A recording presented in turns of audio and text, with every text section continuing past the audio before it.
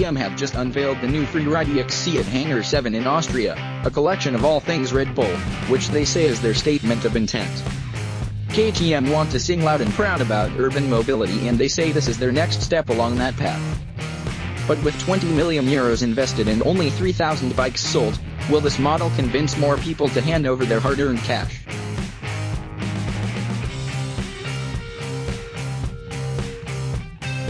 One of the chief complaints about the old bike was its range, and calling a bike cross-country is a bold move if you're not going the distance.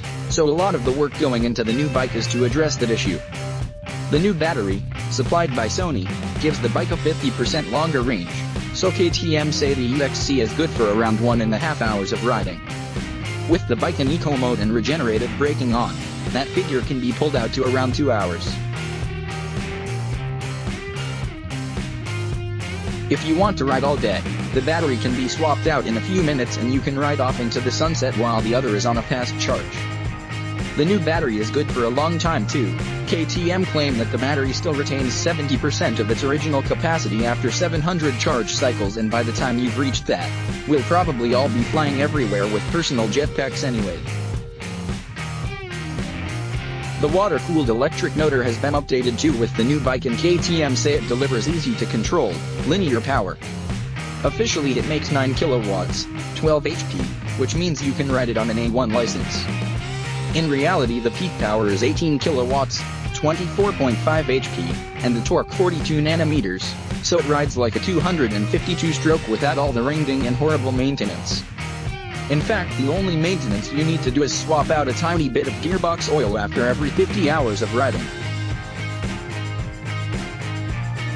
It's not just the electrical gizmos that have received an update. There have been changes to the other hardware too to improve the handling and generally make the bike ride more like its petrol-powered brethren.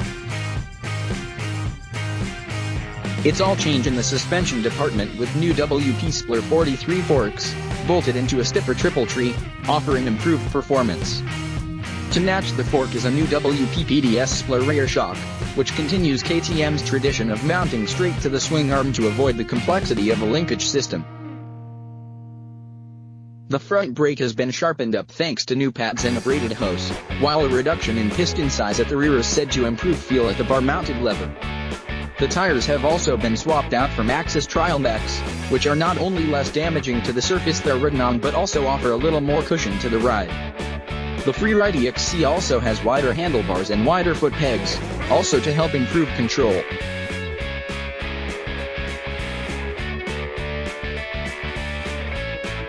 No new bike is complete without a facelift either, so the E-XC has got brand new modern graphics plus a new digital speedo.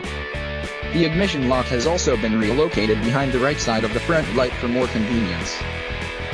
How much?